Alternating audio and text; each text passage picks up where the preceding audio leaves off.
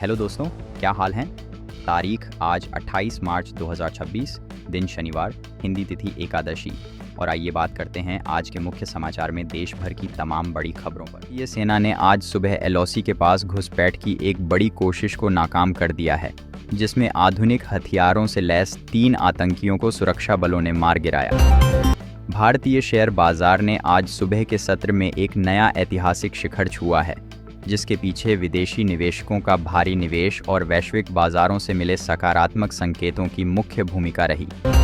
Delhi NCR के इलाकों में आज प्रदूषण का स्तर एक बार फिर से गंभीर श्रेणी में दर्ज किया गया है, जिसके चलते प्रशासन ने निर्माण कार्यों पर अस्थायी रोक लगाने का कड़ा फैसला लिया। संसद के आगामी सत्र को लेकर आज सर्वदलीय बैठक बुलाई गई है, जिसमें सरकार महत्वपूर्ण विधेयकों पर आम सहमति बनाने के साथ साथ विपक्ष के तीखे सवालों का जवाब देने की रणनीति तैयार करेगी। भारतीय वैज्ञानिकों ने कैंसर के उपचार के लिए एक नई और किफ़ायती स्वदेशी तकनीक विकसित करने में बड़ी सफलता हासिल की है, जिससे आने वाले समय में इलाज की लागत काफ़ी हद तक कम होगी। भारत सरकार ने देश में सेमीकंडक्टर निर्माण को बढ़ावा देने के लिए आज एक नए बड़े इंसेंटिव पैकेज की घोषणा की है, जिससे देश को ग्लोबल चिप मैन्युफैक्चरिंग हब बनाने में मदद मिलने वाली है। भारतीय क्रिकेट टीम के कप्तान ने आगामी विश्व कप की तैयारियों को लेकर टीम चयन पर महत्वपूर्ण बयान दिया है और युवा खिलाड़ियों को अपनी प्रतिभा दिखाने के लिए और अधिक अवसर देने की बात कही। राष्ट्रीय शिक्षा नीति के तहत आज कई राज्यों ने स्कूलों के पाठ्यक्रम में कौशल विकास से जुड़े नए विषयों को अनिवार्य रूप से जोड़ने का निर्णय लिया है, ताकि छात्रों को भविष्य के लिए तैयार किया जा सके। भारत और अमेरिका के बीच आज नई रणनीतिक रक्षा साझेदारी पर हस्ताक्षर किए गए हैं, जिसका उद्देश्य हिंद प्रशांत क्षेत्र में सुरक्षा व्यवस्था को और अधिक मजबूत करना और आपसी सहयोग को बढ़ावा देना है। इसरो ने अपने अगले महत्वपूर्ण चंद्रमा मिशन के लिए पेलोड की टेस्टिंग सफलतापूर्वक पूरी कर ली है और इसे अगले साल के शुरुआती महीनों में प्रक्षेपित करने की आधिकारिक योजना को अंतिम रूप दिया है।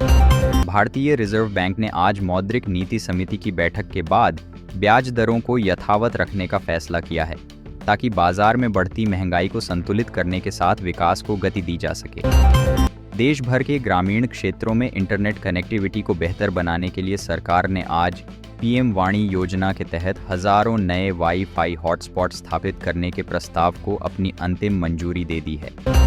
उत्तर प्रदेश के अयोध्या में पर्यटकों की बढ़ती भारी भीड़ को देखते हुए प्रशासन ने आधुनिक सुरक्षा और सुविधाओं से लैस एक नए एकीकृत कंट्रोल रूम का आज उद्घाटन किया है, ताकि सुचारू प्रबंधन रहे।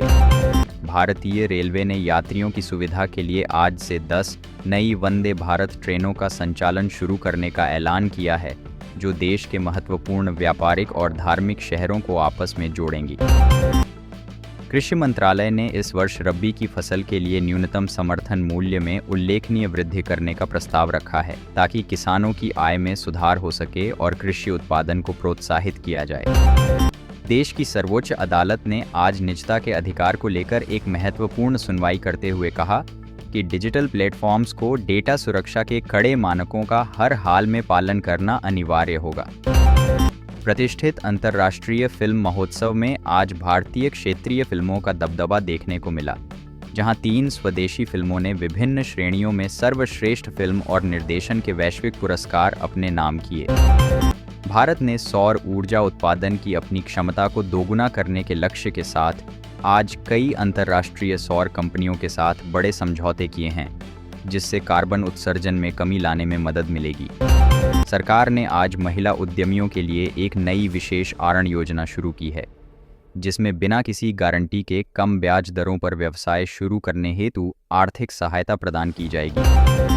मौसम वैज्ञानिकों ने अगले 48 घंटों के दौरान तटीय राज्यों में भारी बारिश और चक्रवाती तूफान की चेतावनी जारी की है, जिसके मद्देनज़र मछुआरों को समुद्र में न जाने की सख्त सलाह दी गई है।